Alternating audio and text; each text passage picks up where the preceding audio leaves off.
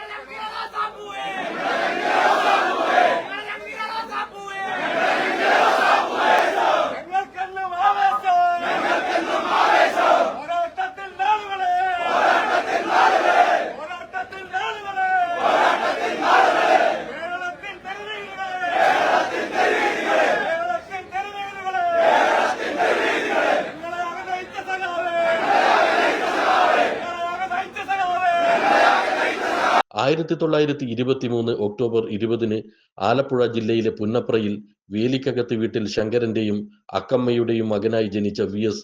തന്റെ 17-ാം വയസ്സിൽ രാഷ്ട്രീയത്തിൽ സജീവമായി. പരമ്പരാഗത കൈത്തൊഴിൽ മേഖലകളിലെ അസംഘടിത തൊഴിലാളികളെ സംഘടിപ്പിച്ചായിരുന്നു വി.എസിന്റെ ആദ്യകാല പ്രവർത്തനം. അവിഭക്ത കമ്മ്യൂണിസ്റ്റ് പാർട്ടി ആലപ്പുഴ ജില്ലാ സെക്രട്ടറി, ദേശീയ സമിതി അംഗം എന്നീ നിലകളിൽ പ്രവർത്തിച്ച അദ്ദേഹം 1964 പാർട്ടി പിളർന്നതോടെ CPM കേന്ദ്ര കമ്മിറ്റി അംഗമായി. 2009 വരെ പൊളിറ്റ് ബ്യൂറോ അംഗമായിരുന്നു. 1965 സ്വന്തം തട്ടകമായ അമ്പലപ്പുഴയിൽ നിന്ന് നിയമസഭയിലേക്ക് മത്സരിച്ചെങ്കിലും വിജയിക്കാൻ കഴിഞ്ഞില്ല. എന്നാൽ 67-ലും 70-ലും വിജയം കണ്ടു. 77-ൽ മത്സരിച്ച് പരാജയപ്പെട്ടു. പിന്നീട് തെരഞ്ഞെടുപ്പുകളിൽ നിന്ന് മാറി നിന്ന വി.എസ്. സംസ്ഥാനത്തെ പാർട്ടിയുടെ മുന്നണി പോരാളിയായി മാറി. 1996-ലാണ് വി.എസ്. വീണ്ടും നിയമസഭയിലേക്ക് മത്സരിക്കുന്നത്. ജയിച്ചു കഴിഞ്ഞാൽ വി.എസ്. മുഖ്യമന്ത്രിയാകുമെന്ന് ഉറപ്പായിരുന്നു. എന്നാൽ പാർട്ടിയുടെ ഉറച്ച കോട്ടയിൽ മാരാരിക്കുളത്ത് വി.എസിന് അപ്രതീക്ഷിത പരാജയം. 2001 മുതൽ മലമ്പുഴയിൽ നിന്ന് തുടർച്ചയായി വിജയിച്ചു. കേരളത്തിൽ ഏറ്റവും കൂടുതൽ പ്രതിപക്ഷ നേതാവ് പദവിയിൽ ഇരുന്നതും വി.എസ്.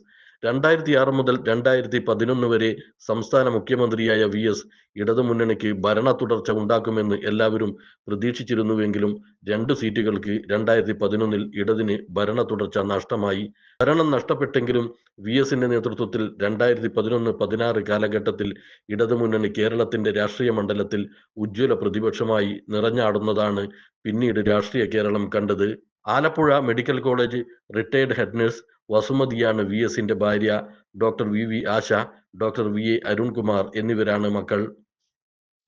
News desk, Kannur 1.